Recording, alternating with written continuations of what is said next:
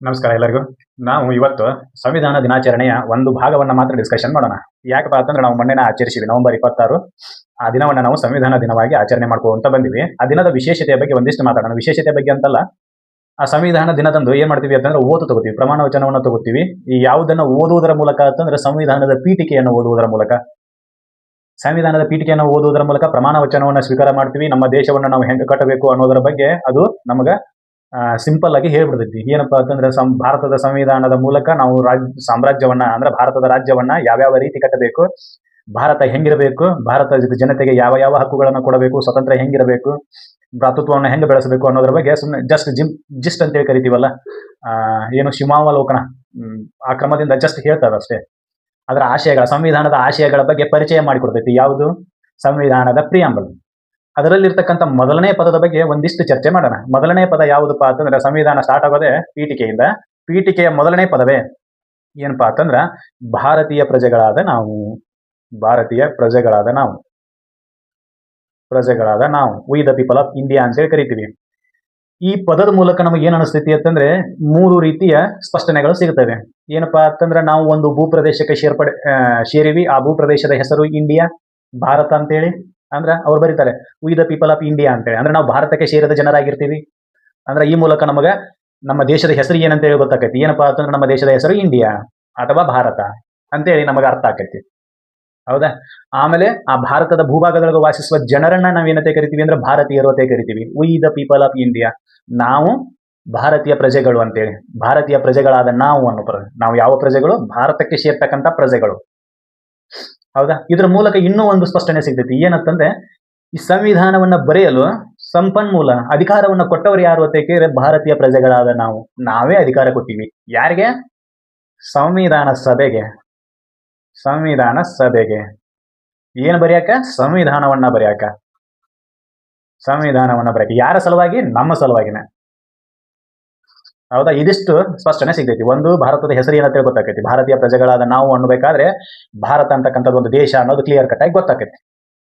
ಹೌದಾ? ಒಂದನೇದು. ಆಮೇಲೆ ನಾವು ಯಾವ ಭೂಪ್ರದೇಶಕ್ಕೆ ಸೇರಿವಿ ಅಂತೇಳಿ ಗೊತ್ತಾಕೈತಿ ಅಂತಂದ್ರೆ, ಭಾರತದ ಭೂಪ್ರದೇಶಕ್ಕೆ ಸೇರಿವಿ ಅಂತೇಳಿ ಗೊತ್ತಾಕೈತಿ. ಜೊತೆಗೆ ಅದ್ರ ಹೆಸರು ಗೊತ್ತಾಕೈತಿ. ಇನ್ನೊಂದು, ಸೋರ್ಸ್ ಆಫ್ ಸಂಪನ್ಮೂಲ ಗೊತ್ತಾಕೈತಿ. ಏನಂತಂದ್ರೆ, ಸಂವಿಧಾನವನ್ನ ಬರೆಯಕ್ಕೆ ಯಾರು ಅಧಿಕಾರ ಕೊಟ್ಟರು, ಸೋರ್ಸ್ ಆಫ್ ಪವರ್, ಅಧಿಕಾರದ ಮೂಲದ ಬಗ್ಗೆ ಗೊತ್ತಾಕೈತಿ. ಯಾರಪ್ಪ ಅಂತಂದ್ರೆ ಭಾರತದ ಪ್ರಜೆಗಳು ಸಂವಿಧಾನವನ್ನ ಬರೆಯಕ ಅನುಮತಿ ಕೊಟ್ಟರು ಅಂತೇಳಿ. ಹೌದಾ? ಹಾಗಾದ್ರೆ ಸಂವಿಧಾನ ಬರೆಯುವ ಸಮಯದಲ್ಲಿ ನಾವು ಭಾರತೀಯರು ಅಂತೇಳಿ ಅವ್ರಿಗೆ ಗೊತ್ತಿರ್ಲಿಲ್ಲ ಅಂತ ಒಂದು ಕ್ವಶನ್ ಬರುತ್ತೆ. ಯಾಕಂದ್ರೆ ಕ್ಲಾರಿಫೈ ಮಾಡ್ತಾರೆ, V the people of India ಅಂತೇಳಿ. ಹೌದಾ? ಭಾರತೀಯ ಪ್ರಜೆಗಳಾದ ನಾವು ಅಂತೇಳಿ. ಅಂದ್ರೆ ಅದಕ್ಕೆ ಮೊದಲು ನಾವು ಭಾರತವ ಆಗಿರ್ಲಿಲ್ಲೇನಾ ಅಂತ ಒಂದು ಕ್ವಶನ್ ರೈಸ್ ಆಕೈತಿ. ಹೌದಾ? ಯಾಕೆ ಕ್ಲಾರಿಫೈ, ನಮಗೆ ಕ್ಲಾರಿಟಿ ಇತ್ತು, ನಾವೆಲ್ಲ ಭಾರತಕ್ಕೆ ಸೇರಿದವರು ಅನ್ನೋ ಕ್ಲಾರಿಟಿ ಇತ್ತು ಅಂತಂದ್ರೆ V the people of India ಅನ್ನೋ ಪದದ ಬಳಕೆ ಅವಶ್ಯಕತೆ ಇರಲಿಲ್ಲ. ಕ್ಲಾರಿಟಿ ಒಂದು, ನಮಗೆ ಸಂವಿಧಾನವನ್ನ ಬರೆಯಕ್ಕೆ ಯಾರು ಅನುಮತಿ ಕೊಟ್ಟಾರೋ ಅಂತಂದ್ರೆ V the people of India ಅಂತ ಹೇಳ್ತೀವಿ, ನಮಗೆ ನಾವೇ ಅನುಮತಿ ಕೊಟ್ಟಿವಿ ಅಂತ ಹೇಳ್ತೀವಿ. ಹೌದಾ? ಆಮೇಲೆ ನಾವು ಎಲ್ಲಿ ಸೇರ್ಪಡೆ ಯಾವ ಭೂಪ್ರದೇಶಕ್ಕೆ ಸೇರಿದವರಾಗಿವಿ ಅಂತಂದ್ರೆ ಭಾರತದ ಭೂಪ್ರದೇಶಕ್ಕೆ ಸೇರಿವಿ, ಅದರ ಹೆಸರು ಭಾರತ. ಒಂದು ಭೂಪ್ರದೇಶ ಐತಿ, ಅದರ ಹೆಸರು ಭಾರತ ಅಂತೇಳಿ ಕರಿತೀವಿ ಅಂತಾನೂ ಹೇಳ್ತೀವಿ. ಹೌದಾ? ಈ ಸಂವಿಧಾನವನ್ನ ಬರೆಯುವ ಸಮಯದಲ್ಲಿ ನಮ್ಮ ಮೇಲೆ ಆಡಳಿತವನ್ನು ಯಾರು ಮಾಡ್ತಿದ್ರು ಅಂತಂದ್ರೆ ಬ್ರಿಟಿಷರು ಮಾಡ್ತಿದ್ರು.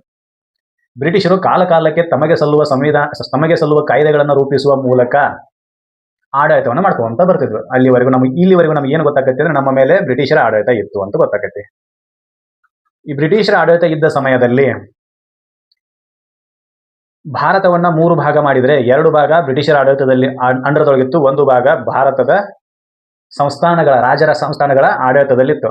ಫಾರ್ ಎಕ್ಸಾಂಪಲ್, ಮೈಸೂರು ಸಂಸ್ಥಾನ, ಹೈದರಾಬಾದ್ ನಿಜಾಂ ಸಂಸ್ಥಾನ, ಟ್ರಾವಂಕೂರು ಸಂಸ್ಥಾನ, ಇಂದೋರು, ಹೋಳ್ಕರು, ಗ್ವಾಲಿಯರು, ಭೋಸ್ಲೆ, ಈ ಎಲ್ಲ ಸಂಸ್ಥಾನಗಳ ಅಡಿಯಲ್ಲಿ ಭಾರತ 1/3 ಇತ್ತು. ಹೌದಾ? ಸಂವಿಧಾನವನ್ನ ಬರೆಯಕ ಇವರೆಲ್ಲರೂ ಕೂಡ ಬರಬೇಕಾಗಿತ್ತು. ಯಾಕಂತಂದ್ರೆ ಭೂಭಾಗವನ್ನ ರೆಡಿ ಮಾಡಬೇಕಾಗಿತ್ತು. ಹೌದಾ? ಅದಕ್ಕೆ ಏನ್ ಮಾಡಿದ್ರು ಅಂತಂದ್ರೆ ಮೈಸೂರಿನಿಂದನೂ ಹೋಗಿದ್ರು, ಹೈದರಾಬಾದ್ ನಿಜಾಂ ಸಂಸ್ಥಾನದಿಂದನೂ ಹೋಗಿದ್ರು, ಟ್ರಾವಂಕೂರ್ದಿಂದ ಹೋಗಿದ್ರು, ಆಮೇಲೆ ಗ್ವಾಲಿಯರು, ಇಂದೋರು, ಹೋಳ್ಕರು ಆ ಸಂಸ್ಥಾನಗಳಿಂದನೂ ಬಂದಿದ್ರು, ಸಿಖ್ ಸಂಸ್ಥಾನದಿಂದ ಬಂದಿದ್ರು. ಎಲ್ಲ ಸಂಸ್ಥಾನಗಳಿಗೂ ತಮ್ಮ ತಮ್ಮ ಅಭಿಲಾಷೆ ಇತ್ತು. ನಾವೇ ಒಂದು ಸ್ವತಂತ್ರ ದೇಶ ಅನ್ಕೋತಿದ್ರು. ಜುನಾಗಢ ಸಂಸ್ಥಾನ ಕಾಶ್ಮೀರದಿಂದ ಬಂದಿದ್ರು, ಹೈದರಾಬಾದ್ ಸಂಸ್ಥಾನ, ಈ ಎಲ್ಲ ಸಂಸ್ಥಾನಗಳಿಗೂ ನಾವೇ ಒಂದು ಸ್ವತಂತ್ರ ದೇಶ ಅಂತ ಅನ್ಕೋತಿದ್ರು. ಇವರು ಮನಸ್ಸಿನಲ್ಲಿ ಇರ್ತಕ್ಕಂಥ ಎಲ್ಲ ಭಾವನೆಗಳನ್ನ ತೊಡೆದು ಹಾಕಿ ನಾವೆಲ್ಲ ಭಾರತೀಯರು ಅಂತೇಳಿ ಹೇಳ್ಬೇಕಾಗಿತ್ತಲ್ಲ. ಹೌದಲ್ಲ? ಯಾಕಂತಂದ್ರೆ ಇವರೆಲ್ಲ ಏನ್ ಮಾಡಕತ್ತಿದ್ರು ಅಂದ್ರೆ ನಮ್ಮದೇ ಒಂದು ಸ್ವತಂತ್ರ ದೇಶ ಅಂತ ಅನ್ಕೊಂಡ್ಬಿಟ್ಟಿದ್ರು. ಹೈದರಾಬಾದ್ ನಿಜಾಮ ನಾನು ಪಾಕಿಸ್ತಾನಕ್ಕೆ ಸೇರ್ತೀನಿ ಅಂತ ಹೇಳ್ತಿದ್ದ, ಜುನಾಗಢ ನಿಜಾಮ ಪಾಕಿಸ್ತಾನಕ್ಕೆ ಸೇರ್ತೀನಿ ಅಂತಿದ್ದ, ಕಾಶ್ಮೀರದವ್ ಸ್ವತಂತ್ರ ಇರ್ತೀನಿ ಅಂತ ಹೇಳ್ತಿದ್ದ. ಮೈಸೂರವರು ನಮ್ಮದೇ ರಾಜ್ಯ ಇರಲಿ ಅಂತಿದ್ರು. ಅದಕ್ಕೆ ಜವಾಬ್ದಾರಿ ಸರ್ಕಾರಕ್ಕಾಗಿ ಹೋರಾಟ ನಡೀತಿತ್ತು ಮೈಸೂರು ಸಂಸ್ಥಾನದಲ್ಲಿ. ಇವ್ರನ್ನೆಲ್ಲ ಕರ್ಕೊಂಡು ಹೋಗಿ ಸಂವಿಧಾನ ಸಭೆಯನ್ನ ಮಾಡಿ, ಸಂವಿಧಾನದ ಸಭೆಯೊಳಗೆ ನಾವೆಲ್ಲರೂ ಭಾರತೀಯರು ಅಂತೇಳಿ ಪ್ರತಿಬಿಂಬಿಸಬೇಕಲ್ಲ, ಆ ಭಾವನೆಯನ್ನ ಬೆಳೆಸಬೇಕಲ್ಲ. ನಾವ ನೋಡಿದ್ವಿ ಕಾಶ್ಮೀರ ನಮ್ಮದು ಸ್ವತಂತ್ರ ದೇಶ ಅಂತ ಇಲ್ಲಿ ತನಕನೂ ಬಡ್ಕೋತಿತ್ತವ್ರು. 2019 ತನಕ ಯಾವಾಗ 370 ರದ್ದಾಗಿ ಹೋಯ್ತು ಸಂವಿಧಾನದಲ್ಲಿ ಇರ್ತಕ್ಕಂಥ ಕಲಂ 370 ರದ್ದಾಗಿ ಹೋಯ್ತು, ಅವಾಗ ಅವ್ರು ಅಳತೆಗೆ ಬಂದ್ರು. ಇಲ್ಲಾಂದ್ರೆ ಭಾರತದ ಸಂಸತ್ತು ಮಾಡಿರ್ತಕ್ಕಂಥ ಯಾವುದೇ ಕಾನೂನುಗಳು ಕಾಶ್ಮೀರ ರಾಜ್ಯದ ಅನುಮತಿ ಇಲ್ಲದೆ ಅಲ್ಲಿ ಜಾರಿನೇ ಆಗ್ತಿರ್ಲಿಲ್ಲ. ಅದು ತನ್ನ ಪ್ರತ್ಯೇಕತೆಯನ್ನು ಉಳಿಸ್ಕೊಂಡ ಬಂದಿತ್ತು. There is no integration. ಹೌದಲ್ಲ, ಅದಕ್ಕೆ ಸಂಬಂಧಿಸಿದಂಗೆ ಇಂಟಿಗ್ರೇಷನ್ ಅನ್ನೋದು ಇರಲೇ ಇಲ್ಲ. ಇವಾಗ ಈ ಪರಿಸ್ಥಿತಿ ಇತ್ತು. ಅವಾಗ ರಾಜ್ಯ ಸಂಸ್ಥಾನಗಳು ಭಾರತದ ಅಡಿಯಲ್ಲಿ ಸೇರ್ಬೇಕಾಗಿತ್ತಲ್ಲ, ಅವಾಗ ಯಾವ ನಮ್ಗೆ ಇರ್ಬೇಕಾಗಿತ್ತು? ಬಿಕಾನೇರ್ ಸಾಮ್ರಾಜ್ಯ, ಈ ರೀತಿ ಎಲ್ಲ ಸಾಮ್ರಾಜ್ಯಗಳಿದ್ದು, ರಾಜಸತ್ತೆಗಳಿದ್ದು. ಇವತ್ನೆಲ್ಲ ಒಂದುಗೂಡಿಸ್ಬೇಕಲ್ಲ. ಒಂದುಗೂಡಿಸಿ ನೀವೆಲ್ಲರೂ, ನಾವು ನೀವು ಎಲ್ಲರೂ ಒಂದ ಸಾಮ್ರಾಜ್ಯಕ್ಕೆ ಸೇರಿದವರು. ಆ ಸಾಮ್ರಾಜ್ಯದ ಹೆಸರು ಏನಪ್ಪಾ ಅಂತಂದ್ರೆ ಭಾರತ. ಇದನ್ನ ಹೇಳ್ಬೇಕಾಗಿತ್ತಲ್ಲ ಸಾಹೇಬ್ರೆ. ಅವಾಗ ಆ ನಮನಿ ಎಷ್ಟು ಕಷ್ಟ ಆಗಿರ್ಬೇಕು ಅಂತ ಹೇಳ್ತೀನಿ. ಈಗಿನ ಆಡಳಿತವನ್ನ ಹೇಳ್ತೀನಿ ನಾನು ನಿಮಗೆ. 2019ವರೆಗೂ ಕಾಶ್ಮೀರ, 2019ವರೆಗೂ ಕಾಶ್ಮೀರ ನಮ್ಮದು ಸ್ವತಂತ್ರ ರಾಜ್ಯ. ನಾವು ಸ್ವಾಯತ್ತನ್ನು ಹೊಂದಿವಿ, ನಮ್ಮದೇ ಒಂದು ಸಂವಿಧಾನ ಐತಿ, ನಮ್ಮದೇ ಒಂದು ಧ್ವಜ ಐತಿ. ನಾವು ಭಾರತದ ಜೊತೆಗೆ ಬರಂಗಿಲ್ಲ. ಅದು ಅತಿ ತೀವ್ರವಾದ ಪ್ರತ್ಯೇಕತೆಯನ್ನ ಪ್ರತಿಪಾದಿಸ್ತಿತ್ತು. ಇನ್ನು ತಮಿಳುನಾಡಿನವರು, ನಾವು ದ್ರಾವಿಡರು, ಭಾರತಕ್ಕೆ ಸಂಬಂಧನೇ ಇಲ್ಲ, ನಾವೇ ಮೂಲ ಪುರುಷರು, ಅವ್ರದ್ದೊಂದು ಕತಿ ಬೇರೆ. ಇನ್ನು ಮಹಾರಾಷ್ಟ್ರದವ್ರದ್ದು ಅವ್ರದ್ದು ಒಂದು ಕತಿ ಬೇರೆ. ಹೌದಾ? ಇವರೆಲ್ಲ ಈಗ ಸದ್ಯಕ್ಕೆ ಈ ರೀತಿ ಪ್ರತ್ಯೇಕತಾ ಭಾವನೆಗಳದಾವೆ. ಅವಾಗ ರಾಜರು ತಮ್ಮ ರಾಜ್ಯ ಸಂಸ್ಥಾನವನ್ನು ಭಾರತದೊಳಗೆ ವಿಲೀನ ಮಾಡ್ಬೇಕಾಗಿತ್ತಲ್ಲ. ಅವ್ರಿಗೆ ಆ ನಮೂನಿ ನೋವಾಗಿರ್ಬೇಕು. ಯಾಕಂತಂದ್ರೆ ತಮ್ಮ ಸೋರ್ಸ್ ಆಫ್ ಇನ್ಕಮ್ ಅನ್ನ ಬಿಟ್ಕೊಡ್ಬೇಕಾಗಿತ್ತು. ಅವರು ಕಂದಾಯದ ಮೂಲವನ್ನ ಬಿಟ್ಟುಕೊಡ್ಬೇಕಾಗಿತ್ತು. ಆರಾಮಿ ಜೀವನವನ್ನ ನಡೆಸ್ತಕ್ಕಂಥ ಮೂಲಗಳನ್ನ ಬಿಟ್ಟುಕೊಡ್ಬೇಕಾಗಿತ್ತು. ಆವಾಗ ಇನ್ಸ್ಟ್ರೂಮೆಂಟ್ ಆಫ್ ಎಕ್ಸೇಷನ್ ಅಂತಕ್ಕಂಥ ಒಂದು ಒಪ್ಪಂದಗಳ ಮೂಲಕ ಸರ್ದಾರ್ ವಲ್ಲಭಾಯಿ ಪಟೇಲ್ ರವರು ಭಾರಿ ಚಂದ ಟ್ಯಾಕ್ಟಿಕ್ಸ್ ಅನ್ನ ಬಳಸಿ ಅವನ್ನೆಲ್ಲಾನು ಒಂದುಗೂಡಿಸಿದ್ರು. ಬರೀಪಾ ನಿಮ್ಗೆ ಏನ್ ಬೇಕು ಎಲ್ಲಾನು ಕೊಡ್ತೀವಿ ಅಂತ ಹೇಳಿ ಎಲ್ಲ ಕರ್ಕರದ್ರು. ಬಾಯಿ ಮಾತ್ಲೆ ಹೇಳಿದ್ರು. ಬಾಯಿ ಮಾತ್ಲೆ ಹೇಳಿ ಕೇಳಿ ಬಂದವರಿಗೆ ಸನ್ಮಾನ ಕೊಟ್ರು. ಇನ್ ಯಾರು ಕೇಳಿಲ್ಲ, ಹೈದರಾಬಾದ್ ಸಂಸ್ಥಾನದಂತವ್ರನ್ನ ಗುಮ್ಮಿರು, ಜುನಾಗಢ ಸಂಸ್ಥಾನದೊಳಗೆ ಮತ ಪ್ಲೆಬಿಸೈಟ್ ಮಾಡಿದ್ರು, ಜನಮತ ಗಣನೆ ಮಾಡಿದ್ರು. ಆ ಮೂಲಕ ಭಾರತಕ್ಕೆ ಸೇರ್ಪಡೆ ಮಾಡಿದ್ರು. ಇನ್ನ ಇವರು ಜಮ್ಮು ಕಾಶ್ಮೀರದವ್ರದ್ದೊಂದು ಬೇರೆನ ಸ್ಟೋರಿ ಇತ್ತವ್ರು. ಅವರು ನಾವು ಸ್ವತಂತ್ರವಾಗಿರ್ತೀವಿ, ಪಾಕಿಸ್ತಾನಕ್ಕೆ ಹೋಗಂಗಿಲ್ಲ, ಭಾರತಕ್ಕೂ ಬರಂಗಿಲ್ಲ, ನಮ್ಮದು ಒಂಥರ ನ್ಯೂಜಿಲೆಂಡ್ ಇದ್ದಂಗ, ಇಲ್ಲೆಲ್ಲ ಟೂರಿಸಮ್ ಅನ್ನ ಹೆಚ್ಚಿಗೆ ಮಾಡ್ಕೋಬಹುದು ಅಂತೇಳಿ ಅವ್ರದ್ದೊಂದು ಸ್ಟೋರಿನ ಬೇರೆ. ಅವ್ರದ್ದು ಇನ್ಸ್ಟ್ರೂಮೆಂಟ್ ಎಕ್ಸೆಕ್ಷನ್ ಮೂಲಕ ಭಾರತ ಸಂವಿಧಾನವನ್ನ ಸೇರ್ಪಡೆ ಭಾರತದ ಒಕ್ಕೂಟಕ್ಕೆ ಸೇರ್ಪಡೆ ಮಾಡ್ಕೊಂಡ್ರು. ಅದು ಸ್ಟೋರಿ ಹಿಂದಿಗಡೆ. ಆದ್ರೆ ಇವ್ರನ್ನೆಲ್ಲರನ್ನ ಕೂಡಿಸಿ ನಾವೆಲ್ಲ ಒಂದೇ ಭೂ ಪ್ರದೇಶಕ್ಕೆ ಸೇರ್ಪಡೆಯಾದವರು, ನಾವು ಭಾರತಕ್ಕೆ ಒಳಪಟ್ಟವರು ಅಂತೇಳಿ ಬರಿಬೇಕಾಗಿತ್ತು. ಅದಕ್ಕೆ ಅವರು V the people of India ಅಂತೇಳಿ ಬರೋದು. ನಾವು ಭಾರತೀಯರು, ನಾವು ಮೈಸೂರದವರಲ್ಲ, ನಾವು ಹೈದರಾಬಾದವರಲ್ಲ, ನಾವು ಗ್ವಾಲಿಯರ್ದವರಲ್ಲ, ಜುನಾಗಢದವರಲ್ಲ, ಇಂದೋರ್ದವರಲ್ಲ, ಹೋಳ್ಕರ್ದವರಲ್ಲ, ಬನಾರಸ್ದವರಲ್ಲ, ನಾವು ಭಾರತೀಯರು. ನಿನ್ನ ಐಡೆಂಟಿಟಿ ಏನಪ್ಪಾ ಅಂತಂದ್ರೆ, ಗುರುತಿನ ಚೀಟಿ ಏನಪ್ಪಾ ಅಂತಂದ್ರೆ ನೀ ಭಾರತೀಯ ಅನ್ನೋದಷ್ಟೇ ನಿನ್ನ ಗುರುತಿನ ಚೀಟಿ. ಹೌದಿಲ್ಲ? ಅದ್ರ ಸಂಬಂಧ ಅವ್ರು ಏನ್ ಮಾಡಿದ್ರು ಅಂತಂದ್ರೆ ಮೊದಲನೇ ವರ್ಡ್ ಅನ್ನ ಬರೆದ್ರು, V the people of India ಅಂತೇಳಿ.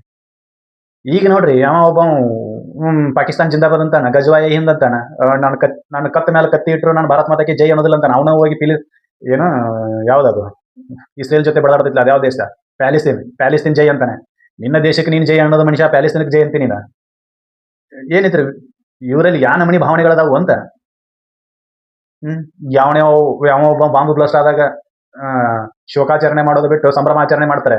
ಇವರ ಮನಸ್ಥಿತಿಗಳು ಈಗನೇ ನಾವು ಭಾರತದವರಲ್ಲ ಅಂತ ಹೇಳ್ಕೊಳಕತ್ತಾರೆ ಇವರು. ಇನ್ನು ಆ ಟೈಮ್ನಾಗೆ, at the time of the independent, ಅವಾಗ ನಾವು ಸ್ವತಂತ್ರ ಆಗಕತ್ತೀವಲ್ಲ, ಆ ಟೈಮ್ನಾಗೆ ಏನಿತ್ತು ಇವ್ರ ಪರಿಸ್ಥಿತಿ ಅಲ್ಲ. ಅದ್ರ ಸಂಬಂಧ ಅವ್ರು ಏನ್ ಮಾಡ್ತಿದ್ರು ಅಂತಂದ್ರೆ ಇದನ್ನ ಇಂಟಿಗ್ರೇಟ್ ಮಾಡಬೇಕು ಅಂತೇಳಿ, ನಾವೆಲ್ಲರೂ ಭಾರತೀಯರು ಅಂತೇಳಿ ಭಾವನೆಯನ್ನು ತುಂಬಬೇಕಾಗಿತ್ತು ಅವ್ರಿಗೆ. ಅದಕ್ಕೆ ಅವ್ರು ಏನ್ ಬರೋದ್ರು ಅಂತಂದ್ರೆ V the people of India ಅಂತೇಳಿ ಬರೋದ್ರು. ಇದು ನನ್ನ ಒಪಿನಿಯನ್ ಅಷ್ಟೇ. ಯಾಕಂತಂದ್ರೆ ಸದ್ಯದ ಪ್ರತ್ಯೇಕತಾ ಭಾವನೆಯನ್ನು ನಾವು ನೋಡಿದಾಗ ಏನ್ ಅನಿಸ್ತೈತಿ? ಇದಕ್ಕಿಂತ ಕೆಟ್ಟ ಪರಿಸ್ಥಿತಿ ಅವಾಗಿತ್ತು ಅಂತೇಳಿ ಅನಿಸ್ತೈತಿ. ದೇಶ ಸ್ವತಂತ್ರ ಬಂದ 70 ವರ್ಷಗಳ ಸಂದ ನಂತರನೂ ಕೂಡ ನಮಗೆ ನಾವು ಭಾರತೀಯರು ಅಂತೇಳಿ ಹೇಳ್ಕೊಳಕ ಕೆಲವೊಂದಿಷ್ಟು ಜನ ಅಸಹ್ಯ ಪಡ್ಕೊತಾರೆ. ನಾವು ನೋಡಿದ್ವಿ. ಯಾವಾಗ ಅಂತಂದ್ರ ಆಪರೇಷನ್ ಸಿಂಧೂರು ಟೈಮ್ನೊಳಗೆ ಪಾಕಿಸ್ತಾನದ ಧ್ವಜಗಳನ್ನ ರೋಡ್ ಮೇಲೆ ಅಂಟಿಸಿದಾಗ ಅದನ್ನ ಕಿತ್ತು ಕಿಸೆದಾಗ ಇಟ್ಕೊಂಡವ್ರನ್ನೂ ನೋಡಿವಿ. ಇಂತೆಲ್ಲ ಘಟನೆಗಳನ್ನ ನೋಡಿದಾಗ ನಾವು ಇಂಟಿಗ್ರೇಷನ್ ಆಗೋದು ಹೇಗೆ, ಸಮಗ್ರತೆಯನ್ನು ಕಾಪಾಡಿಕೊಳ್ಳೋದು ಹೇಗೆ, V the people of India ಅಂತೇಳಿ ಭಾವನೆ ಬರೋದು ಯಾವಾಗ? ನಾವು ಬಹಳ ದೂರ ಮಾತಾಡಕತ್ತೀವಿ. ಕರ್ನಾಟಕದೊಳಗೆ ಬಸ್ ಫ್ರೀ ಆದ ಹಿಡ್ದ ಬಸ್ನಾಗ ಒಂದ್ಸಲ ತಿರುಗಾಡಿದಾಗ ಗೊತ್ತಾಕೈತಿ ನಾವು ಭಾರತದವರು ಹೌದು ಅಲ್ವೋ ನನಗೆ ಗೊತ್ತಾಗೋದಿಲ್ಲ ಅಂತೇಳಿ. ಯಾಕಂದ್ರೆ ಸಣ್ಣ ಸಣ್ಣ ಮಕ್ಕಳು ಇರ್ತಾವ, ಅವ್ರಿಗೊಂದು ಸೀಟ್ ಇಟ್ಕೊಂಡು ಕೂತ್ಬಿಟ್ಟಿರ್ತಾರೆ. ಸ್ವಲ್ಪ ತೊಡಿ ಮೇಲೆ ತಗೋರಿ ಅಂತಂದ್ರೆ ಇಲ್ರಿ ನಾವು ಅಲ್ಲಿಡದ ಬಂದಿವಿ, ಇಲ್ಲಿಡದ ಬಂದ್ವಿ. ಅರೇ ಮಾರೇ, ಎಲ್ಲಿ ಹಿಡ್ದ ಯಾಕೆ ಬರೋಲ್ಲಕ್ಕ? ಸೀಟ್ ಇದೆ, ಒಬ್ಬ ಮನುಷ್ಯ ನಿತ್ತಾನ, ಅವನು ನಿಮ್ಮ ದೇಶದವನೇ ನಿತ್ತಾನ. ಇದು ವಿಶೇಷ. ಈಗ ಸದ್ಯಕ್ಕೆ ಈ ಭಾವನೆಗಳದಾವೆ. ಅವಾಗ ಅವಾಗ ಏನಿತ್ತು ಪರಿಸ್ಥಿತಿ, ಏನಿತ್ತು? ಜಸ್ಟ್ ಥಿಂಕ್ ಮಾಡ್ರಿ, ಅವಾಗಿನವ್ರು ಎಷ್ಟು ಕಷ್ಟಪಟ್ಟಿದ್ರು ಅಂತೇಳಿ, ಭಾರತವನ್ನು ಒಗ್ಗೂಡ್ಸಕ ಎಷ್ಟು ಕಷ್ಟಪಟ್ಟಿದ್ರು ಅಂತೇಳಿ. ನಮಗೆಲ್ಲ ಅನಿಸ್ತೈತಿ ಏನ್ ಇರ್ಲಿಕ್ಕಿಲ್ಲ ಬಿಡು ಅಂತೇಳಿ ಒಂದು ಸಂವಿಧಾನ ಬರ್ದಾರ ಅಂತೇಳಿ. ಬಟ್ ಆ ಟೈಮಿಗೆ ಅವ್ರು ಅನುಭವಿಸಿರ್ತಕ್ಕಂಥ ಕಷ್ಟ ನಷ್ಟಗಳ ಜಸ್ಟ್ ಥಿಂಕ್ ಮಾಡ್ರಿ. ಒಂದು ಸಲ ಬಸ್ನಾಗ ಹೋಗಿ ಬರ್ರಿ, ಗೊತ್ತಾಗತ್ತೆ ನಮಗೆ. ಅದು ಯಾವುದು ಈ ಪ್ರೀ ಬಸ್ನಾಗ, ಅದು ರೊಕ್ಕ ಕೊಟ್ಟು ಹೋಗೋ ಬಸ್ನಾಗ ಆದ್ರೆ ಕಡಿಮೆ ರಶ್ ಇರ್ತೈತಿ, ಏನ್ ತೊಂದರೆ ಇಲ್ಲ. ಹೋಗಿ ಬರ್ರಿ, ಅರ್ಥ ಆಕೈತಿ. V the people of India ಅಂತೇಳಿ ಬರ್ದದ್ದು ತಪ್ಪು ಸರಿನೋ ಅಂತೇಳಿ. ಇವ್ರನ್ನೆಲ್ಲ ಕರ್ಕೊಂಡು ಹೋಗಿ ಈಗ ನಾವು ಹೊಸ ದೇಶವನ್ನ ಕಟ್ಟಕ್ಕೆ ಪ್ರಯತ್ನ ಮಾಡಬೇಕು. ಸರ್ ಸರದ್ ಕೂಡಾದ್ರೆ ಜಾಗ ಕೊಡೋದಿಲ್ಲ. ಹ್ಮ್.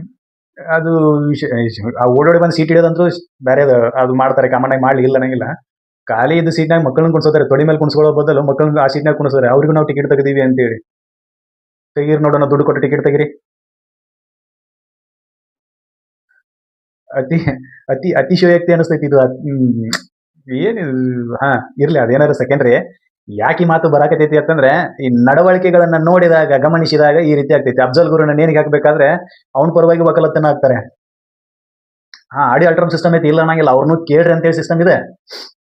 ನೀವು ಯಾವ್ದಾದ್ರು ಒಬ್ಬ ವ್ಯಕ್ತಿಗೆ ಶಿಕ್ಷೆಯನ್ನು ಕೊಡಬೇಕಾಗಿತ್ತು ಅಂತಂದ್ರೆ, ಶಿಕ್ಷಿಸಲ್ಪಡುವ ವ್ಯಕ್ತಿಯ ಮಾತನ್ನು ಸಕರ ಕೇಳ್ರಿ ಅಂತೇಳಿ. ಅಂದ್ರೆ ಮಾಡಿದ ತಪ್ಪು ಕಣ್ಮುಂದೆ ಇದ್ದಾಗ ಅವ್ನ್ ಏನ್ ಕೇಳೋದ್ರಿ?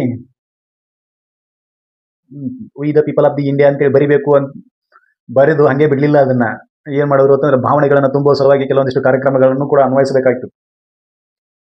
ಆ ಕಾರ್ಯಕ್ರಮಗಳೇ ಜನವರಿ 26 ಗಣರಾಜ್ಯೋತ್ಸವ ಮತ್ತು ಸ್ವತಂತ್ರ ದಿನಾಚರಣೆ. ಈ ದಿನಾಚರಣೆಯ ದಿನದಂದಾದ್ರೂ ನಾವು ಭಾರತೀಯರು ಅಂತೇಳಿ ಜನಕ್ಕೆ ಗೊತ್ತಾಗ್ಲಿ ಅಂತೇಳಿ. ಅವ ಹೇಳ್ತಾನೆ, ನಾವು ಮಹಾರಾಷ್ಟ್ರದವ, ನಾ ತಮಿಳ್ನಾಡಿನವ, ನಾ ಕೇರಳದವ. ಅಣ್ಣ, ನಿಂದೊಂದು ಒಂದ್ಸಲ ಎಲೆಕ್ಷನ್ ID ಕಾರ್ಡ್ ಅನ್ನ ತೆಗೆದು ನೋಡು, ಗೊತ್ತಾಕೈತಿ ಏನತೆ ಬರ್ದಾರೆ ಅಂತ. ಭಾರತ ಸರ್ಕಾರತೆ ಬರ್ದಾರ, ಕರ್ನಾಟಕ ಸರ್ಕಾರತೆ ಬರ್ದಾರ, ಮಹಾರಾಷ್ಟ್ರ ಸರ್ಕಾರತೆ ಬರ್ದಾರ, ಏನ್ ಬರ್ದಾರ ಅಂತೇಳಿ ಗೊತ್ತಾಕೈತಿ. ಇಲ್ಲ ನೀನು ಯಾವ್ದಾದ್ರು ಏನದು ಪಾಸ್ಪೋರ್ಟ್ ಅದು ಮಾಡ್ಸಕತ್ತಿದ್ದಿ ಅಂತಂದ್ರೆ ನೋಡು, ಭಾರತ ಸರ್ಕಾರ ಅಂತೇಳಿ ಐತೋ, ಮತ್ತೆ ಯಾವ ಸರ್ಕಾರ ಅಂತೇಳಿ ಐತೋ ಅಂತೇಳಿ. ನೀವು ಭಾರತದ ಭೂಭಾಗದಲ್ಲಿ ಇರ್ತಕ್ಕಂಥ ಒಂದು ರಾಜ್ಯಕ್ಕೆ ಸೇರಿದವರೇ ಹೊರತು ಆ ರಾಜ್ಯವೇ ದೇಶ ಅಲ್ಲ ಅನ್ನೋದು ನೆನಪಿನಲ್ಲಿ ಇಟ್ಕೋರಿ. ಯಾವುದಕ್ಕಾಗಿ ಹೋರಾಡಬೇಕು ಗೊತ್ತಾ? ರಾಜ್ಯವನ್ನ ಅಲ್ಲ, ದೇಶಕ್ಕಾಗಿ ಸಮರ್ಪಣೆ ಭಾವಗಳನ್ನ ಇಟ್ಕೋಬೇಕಾಗೈತಿ. ಆ ಭಾರತೀಯ ಸೇನೆ ಅಂತ ಕರಿತೀವಿ. ಕರ್ನಾಟಕದ ಸೇನೆ, ಮಹಾರಾಷ್ಟ್ರದ ಸೇನೆ. ಮಹಾರಾಷ್ಟ್ರ ರೆಜಿಮೆಂಟ್ಗಳು ಅದಾವೆ. ಆಡಳಿತದ ಅನುಕೂಲಕ್ಕಾಗಿ, ಆಮೇಲೆ ದೇಶದ ರಕ್ಷಣೆಯ ಸಲುವಾಗಿ ಸೇನೆಯನ್ನ ವಿಭಜನೆ ಮಾಡಿದ್ದಾರೆ ರೆಜಿಮೆಂಟ್ಗಳ ಮೂಲಕ. ಯಾಕಂದ್ರೆ ಎಲ್ಲ 10-15 ಲಕ್ಷ ಸೈನಿಕರನ್ನ ಒಂದೇ ಇದ್ರ ಅಡಿಯೊಳಗೆ ತೊಗೊಂಬರಕ್ಕಾಗೋದಿಲ್ಲ.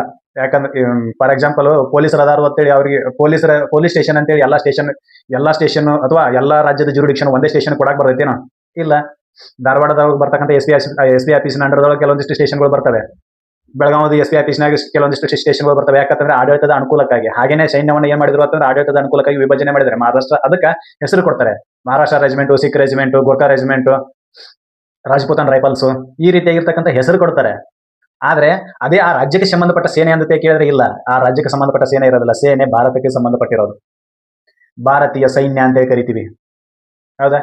ಭಾರತೀಯ ಜನ ಅಂತೇಳಿ ಯಾಕೆ ಕರ್ಕೊಳಕ್ಕೆ ಹಿಂದೂ ಮುಂದೆ ನೋಡ್ತೀರಿ? ನೀ ಯಾರ ಕೇಳಿದ್ರೆ ಒಬ್ಬ ಅವ ಹೇಳ್ತಾನೆ, ನಾನು ಹಿಂದೂ, ನಾ ಮುಸ್ಲಿಮ, ನಾ ಸಿಖ್, ನಾ ಜೈನ. ನಗ್ತಾರೆ ಹೊರಗಿನವರು, ನಾನು ಇಂಡಿಯನ್ ಅಂತೇಳಿ ಅವನು ಒಬ್ಬನು ಹೇಳೋದಿಲ್ಲ ಅಂತೇಳಿ. ಈ ಪದದ ಬಳಕೆಯೊಳಗೂ ಸ್ವಲ್ಪ ಸಮಸ್ಯೆ ಆಗಿಬಿಟ್ಟಿತ್ತು. ಭಾರತಕ್ಕೆ ಏನಂತ ಹೆಸರು ಕರೀನು ಅಂತ ಕೇಳಿದ್ರೆ ಕೆಲವೊಂದಿಷ್ಟು ಜನ ಇಂಡಿಯಾ ಅಂತ ಕರೆದ್ರು, ಇನ್ನು ಕೆಲವೊಂದಿಷ್ಟು ಜನ ಭಾರತ ಅಂತ ಕರೆದ್ರು. ಹಿಂಗಿಡೋನು ಅಂದ್ರು. ಕೆಲವೊಂದಿಷ್ಟು ಜನ ಭಾರತವನ್ನ ಅಂತ ಕರೆಯೋಣ ಅಂತ ಕರೆದ್ರು, ಇನ್ನು ಕೆಲವೊಂದಿಷ್ಟು ಜನ ಇಂಡಿಯಾ ಅಂತ ಕರಿಬೇಕಂತಂದ್ರು. ಬೇಡ ಇವ್ರು ಸುದ್ದಿ ಇದಕ್ಕೆ ಜಗಾಡ್ಕೊತ ನಿಲ್ತಾರ ಅಂತೇಳಿ ಅಂಬೇಡ್ಕರ್ ಏನ್ ಮಾಡಿದ್ರು ಅಂದ್ರೆ, ಇಂಡಿಯಾ ದಟ್ ಈಸ್ ಭಾರತ ಅಂತ ಬರೆದ್ರು. ನೀವೇನು ಇಂಡಿಯಾ ಅಂತ ಕರೆಯತ್ತಿಲ್ಲ, ಅದ ಭಾರತ. ಇನ್ನು ಭಾರತ ಅಂತ ಏನ್ ಕರೆಯತ್ತಿಲ್ಲ, ಅದೇ ಇಂಡಿಯಾ ಅಂತೇಳಿ ಬರೆದ್ರು ಅವರು. ಎರಡು ಬೇರೆ ಅಲ್ಲ, ಅದು ಒಂದೇನೆ ಅಂತೇಳಿ. ಸರ್, ಈ ಭಾವನೆ ಹೋಗ್ಲಿಲ್ಲ, ಪ್ರತ್ಯೇಕತಾ ಭಾವನೆ ಹೋಗ್ಲಿಲ್ಲ ಅಂತಂದ್ರೆ ನಮ್ದೊಂದ್ಸಲ ನಮ್ಮ ವೇದಗಳೊಳಗೆ ಬರ್ತವೆ ಜಂಬೂ ದ್ವೀಪ ಅಂತೇಳಿ. ಅದು ಎಲ್ಲಿವರೆಗಿತ್ತು ಅಂತಂದ್ರೆ, ಯುರೋಪ್ ಅನ್ನ ಬಿಟ್ರೆ ಅಪ್ ಟು ಈ ಕಡೆ ಕಂಬೋಡಿಯಾ, ಆ ಕಡೆ ಯುರೋಪಿನವರೆಗೂ ಹಬ್ಬಿತ್ತು. ಅದು ಜಂಬೂ ದ್ವೀಪ. ಆವಾಗಿನ ಭಾರತ ಆರ್ಷ್ಟಿತ್ತು. ಅದಾದ ನಂತರ ಹೊಡಿತು, ಭರತ ಖಂಡ ಆಯ್ತು. ಎಲ್ಲಿಡದ ಅಟಕದಿಂದ ಕಟಕದವರೆಗೂ. ಆಮೇಲೆ ಆರ್ಯಾವರ್ತ ಆಯ್ತು, ಅಫ್ಘಾನಿಸ್ತಾನದಿಂದ ಈಗಿರ್ತಕ್ಕಂಥ ಅರುಣಾಚಲ ಪ್ರದೇಶದವರೆಗೂ ಆರ್ಯಾವರ್ತ. ಅದನ್ನೂ ಕಳ್ಕೊಂಡ್ವಿ. ಭರತ ವರ್ಷ ಆಗ್ಯದ. ಪಾಕಿಸ್ತಾನ ಹೋಯ್ತು. ಲವಣ ಹೆಸರಿನಿಂದ ಲಾಹೋರ್ ಆಗಿತ್ತು. ಕುಶನ ಹೆಸರಿನಿಂದ